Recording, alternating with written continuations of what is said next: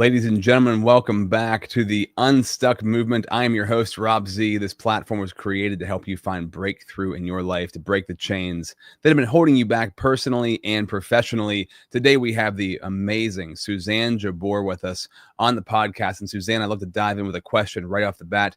You are an expert in helping people handle grief as a certified grief educator. And I'm curious, let's just go broad on this because I know grief is something that everybody struggles with on some level. Why do you believe that we struggle to handle grief collectively as a society?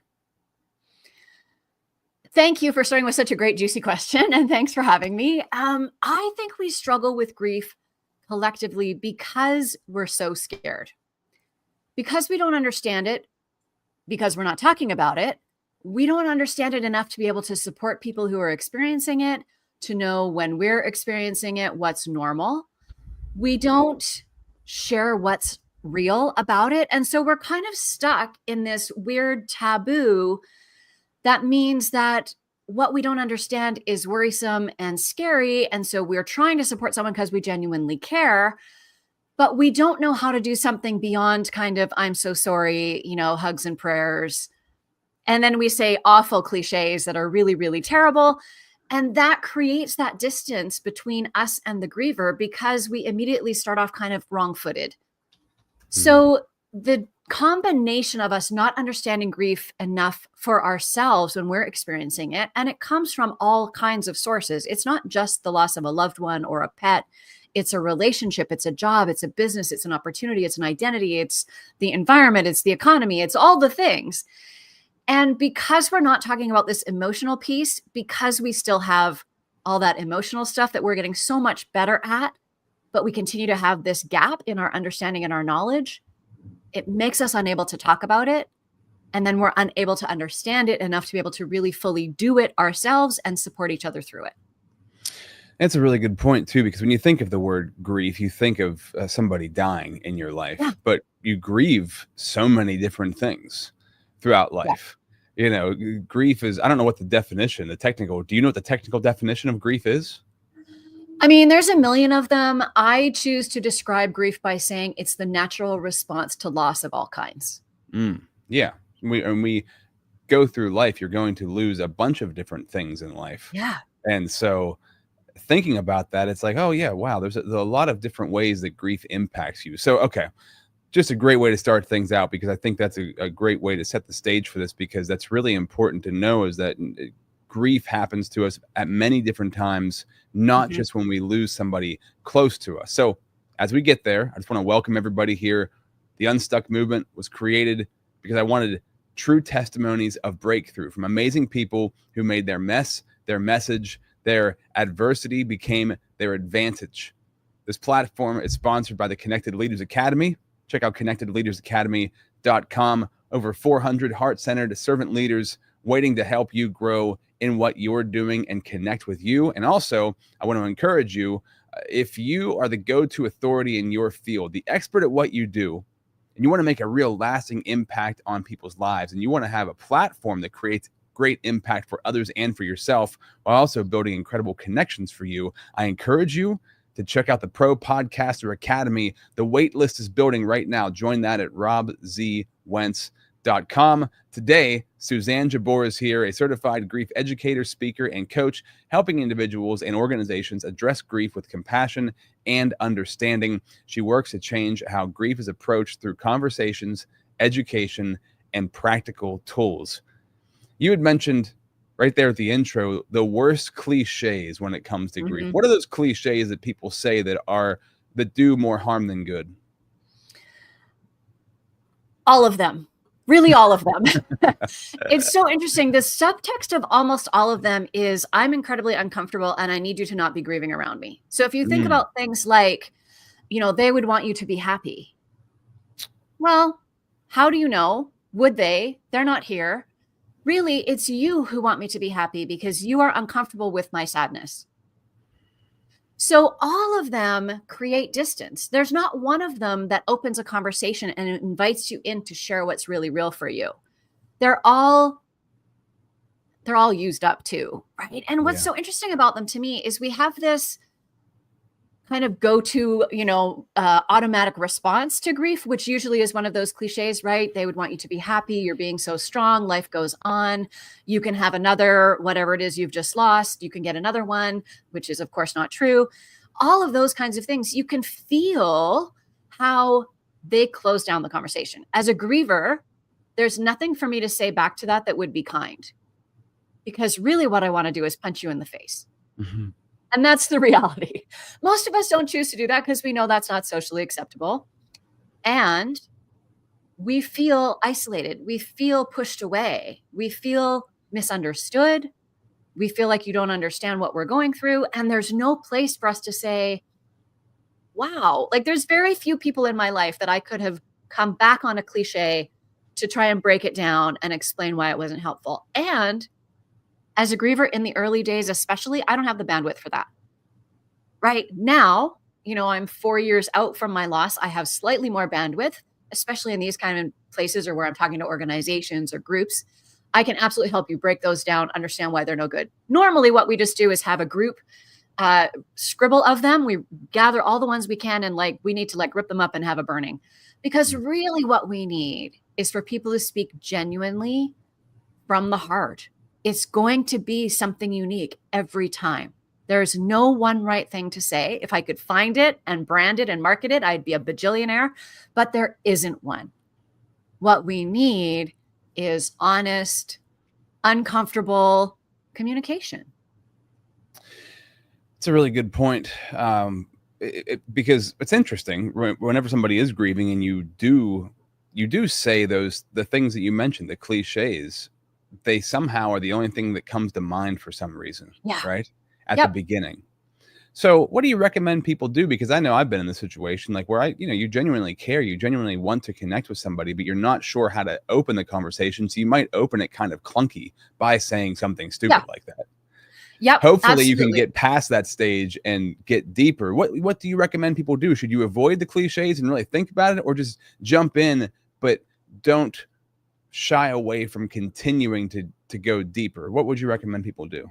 Yeah, I would shy away from the cliches altogether. Yeah. I think starting with "I'm so sorry" is okay. I know there's other grief experts who say never say that.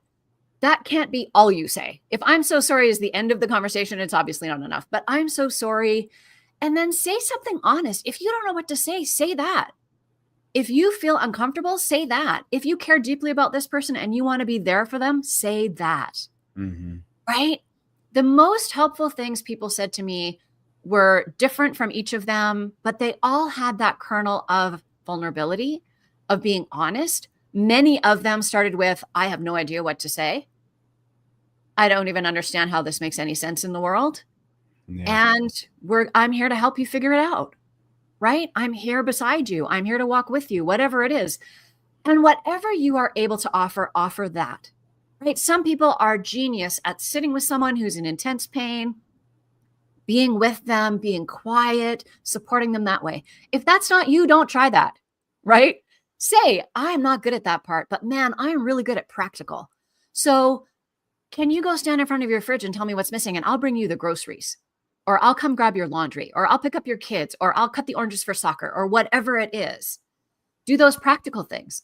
But those practical offers we mess up too, because we often say something like, "Anything you need, let me know. Just call and I'll be there for you." But as a griever, I can't. My brain literally will not do that. Mm-hmm. So I need the supporters to be the brain power and to think of, what are they doing? "I'm going to Home Depot today to grab yard waste bags. Do you need some? I'll bring them." Right? "I'm going to do this. Do you need that too?" Right? "Tuesday's garbage day. Can I take your cans out? Because I know in grief, you often don't even know what day it is. So could I take that off your list?" Right? There's so many practical things you can offer. And it's an offer. The griever gets to say yes or no. And if they say no, that's no for that offer at that moment. It's not no, don't ever offer to do anything ever again. Right? So we have to keep that communication open. And I love your idea of, we're not going to get this right. We're too new at it to get it right. It's a new skill we're all learning. I don't get it right all the time, and I talk about this stuff all the time. So when you make the mistake, own it everybody will give you a redo if you ask for it. So if you do blurt out one of those cliches, right? And that's what happens. We've all practiced or we've thought of something and we're like, oh, this is what I could say. And then you get in front of the person and you blurt out some stupid thing. So then to say, oh my gosh, that's not how I meant that to come out at all. I need a do-over. Here's what I really mean to say. I love your idea of keeping going, right? Keep going and go deeper. If you blurt out the thing and you watch them go, and you think, that's not the end of the conversation. That's the moment to lean in. That's not the moment to go, oh, I didn't do it right. I got it. I'm out, right? We have so much to do after that. Yeah. And I think so many people, they just have trouble starting. I know for me that the hardest thing to do is to get started. So I'm always thinking, well, perfection is a trap where it's like, I got to say the perfect thing to somebody. And you're not going to. So you got to just go with what happens and roll from there. Now, like you said, if you can avoid the cliches, do that. I think what you said about helping is so good because that is something. I've said that so many times. I've said to people so many times, if you need anything, let me know. What the heck does that even mean? How many times did they call you? Never. How many times did they call you? Never. Yeah. And that's not what you meant. You meant for them to be able to rely on you.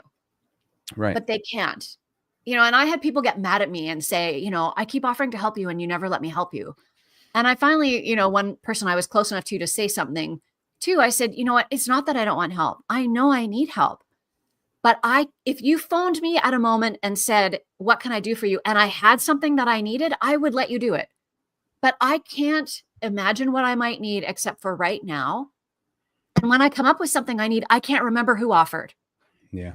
So it's really about, offering regularly, offering specific things, making it easy for the griever. And I think the other thing that's important to think about when we're just starting that conversation, when we want to even just acknowledge the loss, we need to slow ourselves down because we get into trouble when we try and go fast, right? That's when our brain gets scared and we freeze and we blurt out a cliche. If we slow down and went, okay, what do I want to say to this person? What do I want them to feel from me? Mm-hmm. And then spoke from there. That's a whole different thing. Yeah. And keeping people top of mind too, right? Like, I think that's so good because you're going to the grocery store, call or text, say, hey, I'm heading to the grocery store. Can I pick you up? What do you need? Yeah. And do you need milk or bread? Something. Is it eggs or cheese? Whatever it would be. A really simple thing to do that could lead to conversation or could lead just, that person knows that you're there for them and you're actively doing something. I like that a lot. I'm curious for you, Suzanne. So you said 4 years ago you're grieving, and I'm not asking you to share if you don't want to, but I'm curious what led you into what you're doing now and how this became your life. Yeah, I share it openly because I think it's important both to model how you can just talk openly about, the things that have happened to you. And because it really is why I'm here talking about this topic. I'd be talking about something completely different if it hadn't been for that loss. So my most recent loss was my son, Ben. He died in September of 2020. And that loss, unlike losses I had experienced before that, which for me were both my mom and my dad. So this was not the first person really close to me that I had lost, thankfully, in a weird way. There's something different about the sudden loss of a child that really turned my world upside down. And I, even though I had, my dad died when I was in my early 30s, my mom when I was in my mid 40s, I think I was 52 or 3 when Ben died. He was 22. And so even though I'd had that experience and I kind of knew how this grief thing worked, I was not prepared for that particular loss. And I think that's important for people to understand that every time we grieve, it will be different. And each loss has different stuff to come up, has different, it's someone who's enmeshed in your life in a different way. Ben still lived with me. So I came home to him every day. He came home to me every day. It was a significant loss in my life to not have the person who lived in my home be there anymore. And when that's your child, I think that's especially difficult. And what I learned almost instantly was that I didn't know enough about grief to be able to do it. And I knew I had to embrace the fullness of the experience, even though that's almost impossible and horrifying and terrible. I also knew I had to do it because that was the only way. So I had to become a student of grief for my own survival and to be able to support my daughter. And that really is what sort of led me down this path. You know, I started sharing on Facebook, as you do, right? Just to get, for our generation anyway, to get the swirl out of my head, because it just was too much in my brain for me to manage. And I had to release some of it and just be able to say, this is what's true for me today. And the response I got from people was so encouraging and so really meaningful, that what I was sharing was really touching them and helping them understand better. And I heard from people over and over again that they didn't have anybody in their life that was talking about grief this way. And that it was really helping them to understand and be able to see both for themselves how they could grieve better, and for the people around them, how they could show up in a different way. And so that is what, 4 years later has brought me to this place where I'm now a certified grief educator. I speak all the time. I coach individual grievers. I'm doing a TEDx talk in about 3 weeks. There's really, really become my mission. As you say, you make your message and your mission. And for me, it's about helping people understand grief, to break down that silence, break down that taboo, so we can really build the connections that we're all so eager for. Yeah. And I love that because and I'm not saying that it's easy by any means. I'm sure it's not easy. I'm sure it's been very difficult, but the only way for us to really heal is to talk about the thing that happened. And then when you help other people through the thing that you went through, it helps them to heal, and it helps you to heal, and you learn, and you grow in that process, and it makes you stronger. And I always just think of like wounds, when a wound fully heals, that piece of skin is stronger than the rest of the skin on your body. And so when a wound heals for us, that becomes our biggest strength was our biggest wound, right? And that's easy to say as you're going through the process, right? Hard to do, but as you get through it, you're like, oh, wow, that thing, it's the stupid cliche, what doesn't kill you makes you stronger, right? Like you get stronger through it. And then you can really impact people in a whole new way. And you have a whole new set of skills that you didn't have before. And I think for you, having the skill of understanding how to understanding how to grieve and help other people go through the grieving process is so important. Because like you said at the beginning, we as people don't know how to grieve properly. And it's not fun to grieve. And it doesn't have a time limit on it either. No. Right? It can go on forever. Isn't that fun? Yeah. What a blast. Well, but it really, and it's so interesting to me because this is not the path for every griever either. So I don't want, if you're listening to this and you're grieving and you're thinking, I don't want that. Like, I don't want to have to learn all about it and become an expert and go talk to people about it. And I just want to survive. That is also a completely valid choice to make. Yeah. It wasn't my path this time, but it was the previous times that I grieved the loss of a loved one close to me. For me, this time, it's much more about how do I make this mean something? Because it also can feel so senseless and so incomprehensible. There's no way to make sense of the nonsensical. And when a death is out of order, especially, it feels nonsensical, right? We're conditioned to think, yes, our parents predecease us and our children live beyond us. That's how it's supposed to work. It doesn't always, more often than we understand, it doesn't work that way.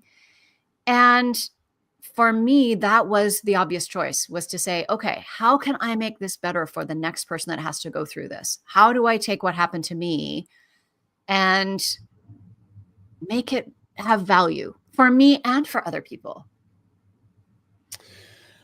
Yeah, it's really becomes, I don't know. I say this a lot. My mentor always says this, and I know this is a hard thing to say in this scenario, but there's a blessing in everything if you look for it, right? Not saying that this thing happened on purpose so you could find some sort of blessing, but something great can come out of it, right? Yeah. And I think that could be an insensitive thing to say. I don't mean it insensitively. I've never had anybody, praise God, knock on wood, anybody really close to me pass away. And I'm sure that, obviously that will happen at some point in my life. So I can't really speak to it yet in my life, but I know just having that mindset of like, okay, when this thing happens, what can I learn from it? What good can come out of it? As ridiculous as that might sound to somebody. I don't know how that sounds to you. Does that sound ridiculous to say something like that? No, to me, it makes perfect sense. And I know to other grievers, they would want to punch you in the face. So, Right. Maybe don't start your conversation there. I won't. I'm not going to. Right. But that's what's in my head, though. Yeah. And the reality is, I don't ascribe to the things happen for a reason logic. That doesn't make sense to me. I don't think that Ben had to die for me to have personal growth. I was already very happily on a personal growth path. But things do happen to us. And then we get to decide how to respond. And we get to decide what to do next.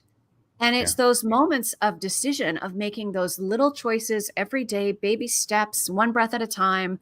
That's how we rebuild a life.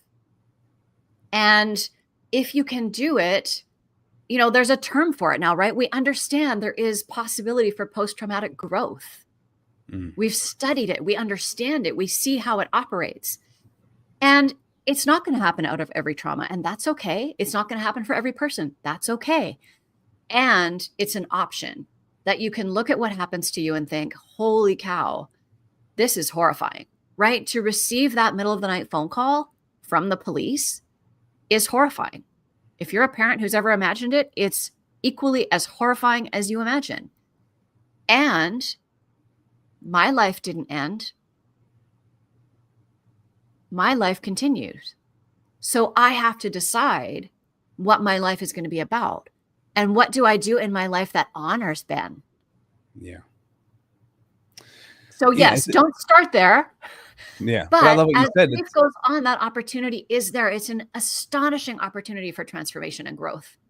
It's a decision. And that's the whole point of this podcast. I mean, every episode, I think you're episode 202, I believe. And every single episode is about this, some sort of grieving process, not this one in particular. I have had other episodes like this, but every story is a grieving process. And the person made a decision to find a breakthrough. It can either break you down or you can find a breakthrough, whatever the thing is. It can be personal, professional, big, small. Honestly, there's so many different kinds of grieving processes, like we said at the beginning, you can go through, but at the same time, you have a choice to use it for something great in your life. So that's why I did this podcast, because I love those stories of perseverance and overcoming these things. What were you doing before you were a grief coach? Like, what were you doing before all this? So I worked in film and television, in transportation. So basically in logistics, in moving stuff from people around. And I continue to do that at times. But mostly I focus on this grief education piece and coaching people and creating safe spaces. And it's interesting. I had just finished my coaching training right before Ben died, like that same month, at the beginning of September. We finished our training and he died at the end of September. Wait, you were, I'm sorry, I was going to launch, 2020. You were in grief coaching before that, before he passed? No, I was in, so I had done my training is in transformational coaching. Oh, I'm sorry. Okay. Which aligns very nicely with grief work. Yeah. And the program I was going to launch was completely different, had nothing to do with grief at all. I might still launch it one day, who knows? But, your passion areas change over time. And for me, this now is the big mission, is to be, how do I take that training and expertise that I have and the grieving personally and, the learning about grieving I have, and really change how this works for people. Yeah. I find it fascinating too, as you go through something big like this in your life. The thing that you were doing beforehand can look completely different from the thing you're doing now. It's amazing how life can transpire that way. So real quick, we just got to jump into the sponsor of the podcast for 1 minute. When we come back, though, I want to talk about hidden grief, what that looks like in life, so we can spot that, especially in the workplace with people close to us that, you might be around somebody every day who has this hidden grief. And how do we identify it? And what do we do about that? We'll talk about that in 60 seconds. Are you struggling to make consistent, valuable content for yourself? Do you want to have an efficient and effective way to create content that attracts the people that you want to connect with in life, the people you want to build relationships with in business? Do you want to be the go-to authority at what you do, at what you're great at? Would it be helpful for you if you had a platform that connects you to incredible people in your industry? The kind of platform that gets you leads and lands you clients without you having to beat down anybody's door or blow up anybody's inbox. Whether you're already creating content or you're desiring to start and it's something that's been kind of burning inside of you for a while, I urge you and encourage you to check out the Pro Podcaster Academy. Get started right now. Join the waitlist at robzwentz.com. Hi, my name is Jose Escobar, and I'm the founder and CEO of the Connected Leaders Academy. We're a growing tribe, a community of entrepreneurs all over the world globally.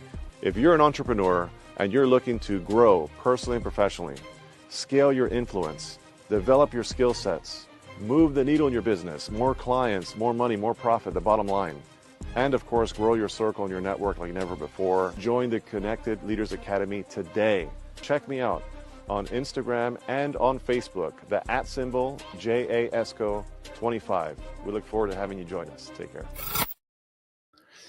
So, Suzanne, really enjoying this conversation, and I'm curious, is what does that hidden grief look like in life? What should we be looking for?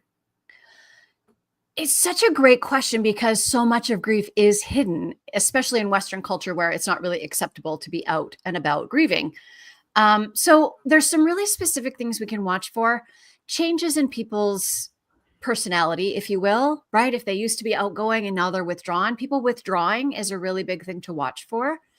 And the other thing that's really important to watch for is the grief brain, right? Which is sort of, to me, the biggest thing that we don't talk about, which impacts us the most, is our brain really being busy reprogramming itself and protecting ourselves from reality means that we are confused easily. We have trouble following multiple steps.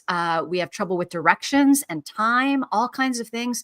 So for example, if you have an employee who is always right on it and they're there 10 minutes before the meeting and they're ready to go, and all of a sudden they're showing up late and they don't have the right notes with them, there might be something griefy going on, right? If you have someone who you normally can say, hey, can you go do X, Y, and Z? And they come back to you after X because they don't remember what Y is or where they're going next, that's another indicator, right? That our ability to hold multiple steps and execute them in the right order gets really muddled up, especially in early grief when we're feeling that emotional overload. So those kinds of things are really important to watch for. You can watch for even changes in how people are dressed, right? If you have someone who's usually really well put together and now they're not so well put together, it might be interesting to ask them what's going on. You know, is there something going on that I can support you through? Is a great question, right? Something open-ended. That's where you don't get the yes, no questions like your practical support. You want the yes, no questions. Offering to listen needs to be those kind of open-ended. You know, is there anything going on that you want to share with me? Because I'm noticing whatever it is. That's really an interesting thought. You know, just people who are disorganized or seem scatterbrained or seem aloof. There's something deeper going on there. And, you know, it's interesting to think too, like some people grieve for their entire life, right? After something happens, they don't ever move past the process. This might be a dumb question, but I do you know the steps of the grieving process? I can't remember what. There are a million different models. There are. Okay. I didn't know if there was like one standard model or how that works. Yeah, there's a bunch of different models. The really popular one is Elizabeth Kubler-Ross's, which is sort of anger, denial, acceptance. I can't remember the sixth one is meaning. David Kessler has added a sixth step to that 5-step process. For me, the one that makes the most sense is the dual processing model, which talks about how you switch from grieving to living, right? From grieving to, so you're kind of always going back and forth, and eventually it's not like this, right? Eventually it's more integrated. So that model, from my experience, made a lot of sense to me. The Kubler-Ross Kessler model is fabulous as well. The drawback to that model is that it's been misinterpreted and misused as being steps that you go through this and then this and then this and then this. which is not how they wrote it at all. In fact, the first sentence of the introduction talks about that, how it's not linear, but it gets interpreted that way by people who mostly haven't even read the book. But that's a whole other episode. That's kind of like it's like the simplified way of looking at it, right? That it's linear. Because we want it to be sensible. We want to make sense of the inconceivable, right? We're sense-making machines. And grief is messy. So really the model is it's messy and it takes a long time. And that's what's normal. And some days you're highly functioning and other days you're a hot mess. Some days you can predict that. Some days you can't.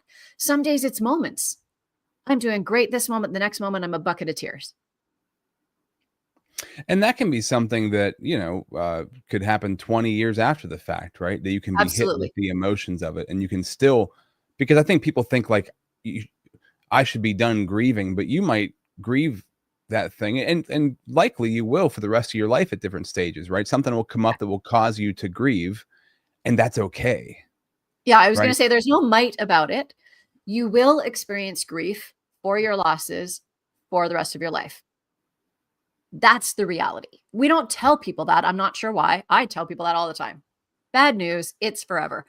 And I was talking to someone I'm thinking along the lines of like, say I lose a job and I really love that job. I might grieve that for a while, but say I get a better job and my life gets better 10 years down the road. I'm not going to grieve that lost job anymore. I'm going to have reframed that. So certain things you might not grieve anymore, right? Like if the sort of thing could be reframed as like, oh, thank God I lost that job because look at what happened now. But in your but you might still grieve the people you spent time with. Oh, okay. Or a project that you worked on, right? Or a memory you have.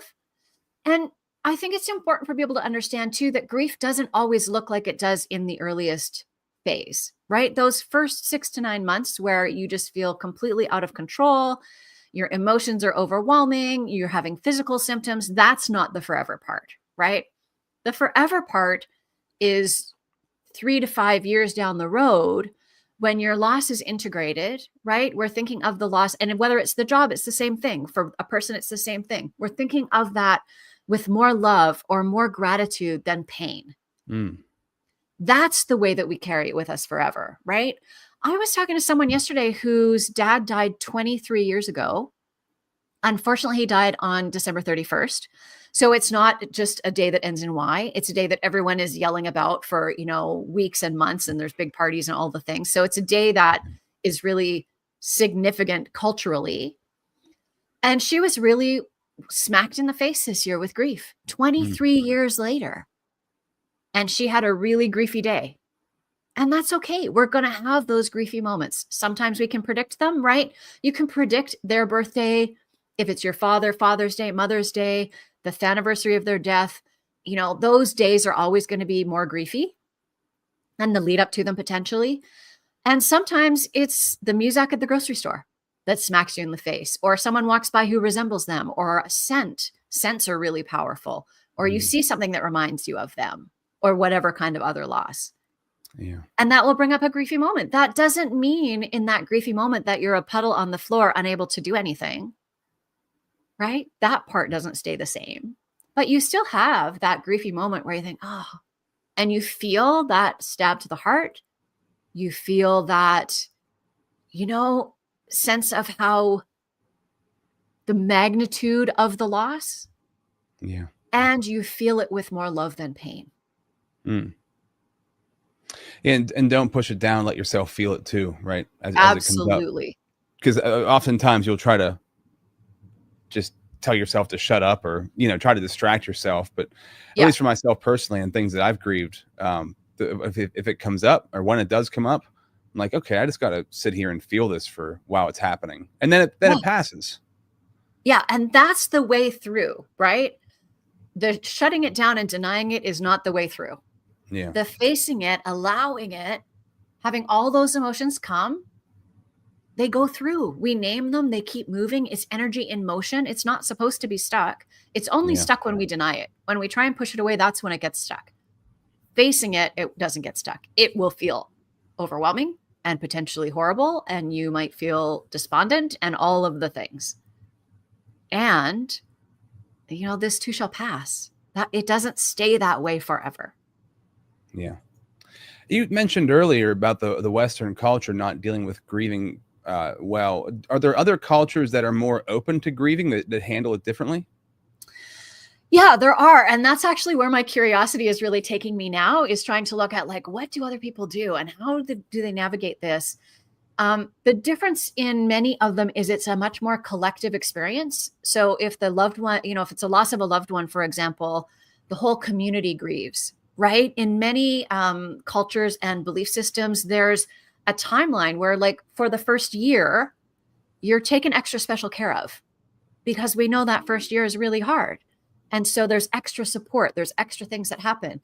There are some cultures where there's professional mourners who come to the service to be loud and crying and over the top. And imagine what permission that gives everyone else to allow their emotions.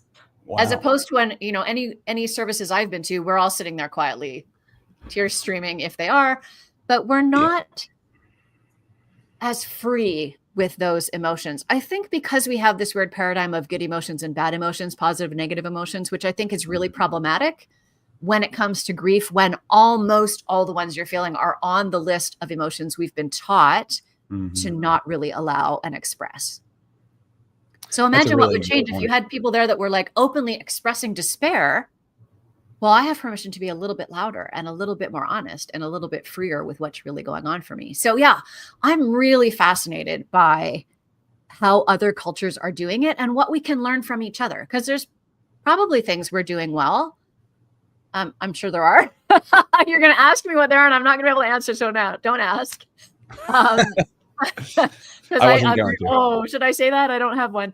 There's things we do really well. We try really hard.